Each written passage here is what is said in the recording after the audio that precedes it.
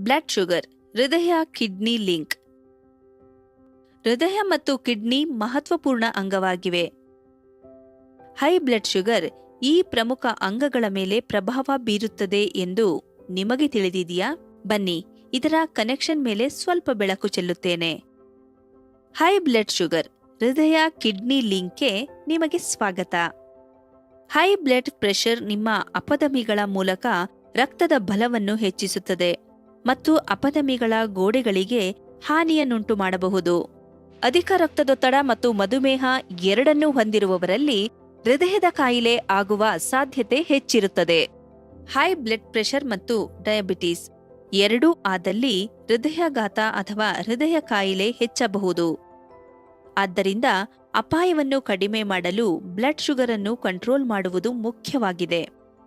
ಅದೇ ರೀತಿ high blood pressure kidney ಮೇಲೂ ಪರಿಣಾಮ ಬೀರುತ್ತೆ. ಕಿಡ್ನಿಯ ಒಳಗಡೆ ಸಣ್ಣ ರಕ್ತನಾಳಗಳು ಫಿಲ್ಟರ್ಗಳಾಗಿ ಕಾರ್ಯನಿರ್ವಹಿಸುತ್ತವೆ. ರಕ್ತದಿಂದ ತ್ಯಾಜ್ಯ ವಸ್ತುಗಳನ್ನು ಹೊರಗೆ ಹಾಕುವುದು ಇದರ ಕೆಲಸವಾಗಿದೆ. ಹೆಚ್ಚಿನ ಸಮಯದವರೆಗೆ ರಕ್ತದಲ್ಲಿ ಹೈ ಬ್ಲಡ್ ಶುಗರ್ ನಿಮ್ಮ ಕಿಡ್ನಿಗೆ ಹಾನಿಗೊಳಿಸಬಹುದು. ವಿಫಲವಾದ ಕಿಡ್ನಿಗಳು ತ್ಯಾಜ್ಯ ಉತ್ಪನ್ನಗಳನ್ನು ಹೊರಹಾಕುವ ಸಾಮರ್ಥ್ಯವನ್ನು ಕಳೆದುಕೊಳ್ಳುತ್ತವೆ. ಇದರ ಪರಿಣಾಮವಾಗಿ ಕಿಡ್ನಿ ಕಾಯಿಲೆ ಉಂಟಾಗತ್ತೆ. ಇದು ಕಿಡ್ನಿಗೆ ಹೆಚ್ಚಿನ ರಕ್ತ ಫಿಲ್ಟರ್ ಮಾಡಿಸುತ್ತದೆ. ಇದರಿಂದ ಫಿಲ್ಟರ್ಗೆ ಹೆಚ್ಚು ಒತ್ತಡವಾಗುತ್ತದೆ.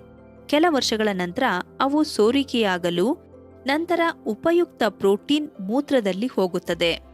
ಡಯಾಬಿಟಿಸ್ನ ಆರಂಭ ಹಂತದಲ್ಲಿ ನೆಫ್ರೋಪತಿ, ಇದನ್ನು ಕಿಡ್ನಿ ಕಾಯಿಲೆ ಅಂತಾರೆ. ಆರಂಭಿಕ ಹಂತಗಳಲ್ಲಿ ಯಾವುದೇ ಚಿಹ್ನೆ ಅಥವಾ ಲಕ್ಷಣ ಕಂಡುಬರೋದಿಲ್ಲ.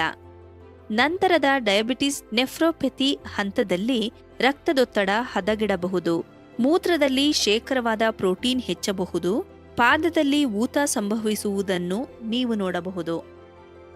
ನಿಮ್ಮ ಕಂಟ್ರೋಲ್ನೊಳಗೆ ಬ್ಲಡ್ ಶುಗರ್ ಅನ್ನು ಇರಿಸಿದ್ರೆ ಡಯಾಬಿಟಿಸ್ ಕಿಡ್ನಿ ರೋಗವನ್ನು ತಡೆಗಟ್ಟಬಹುದು. ಡಯಾಬಿಟಿಸ್ ನೆಫ್ರೋಪತಿ ವೇಗವನ್ನು ತಡೆಗಟ್ಟಲು ಅಥವಾ ಕಡಿಮೆ ಮಾಡಲು ನೀವು ನಿಮ್ಮ ರಕ್ತದಲ್ಲಿಯೇ ಗ್ಲೂಕೋಸ್ ಮಟ್ಟವನ್ನು ಕಂಟ್ರೋಲ್ ಮಾಡಬೇಕು. ರಕ್ತದೊತ್ತಡವನ್ನು ನಿಯಂತ್ರಣದಲ್ಲಿಡಬೇಕು.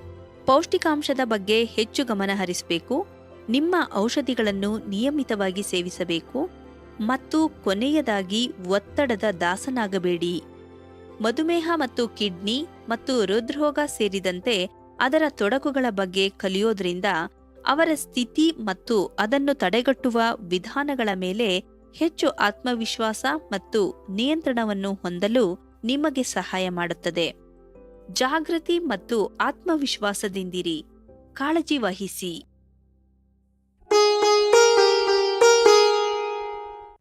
Beet diabetes win life USV ವತಿಯಿಂದ ಸಾರ್ವಜನಿಕ ಜಾಗೃತಿ ಉಪಕ್ರಮ.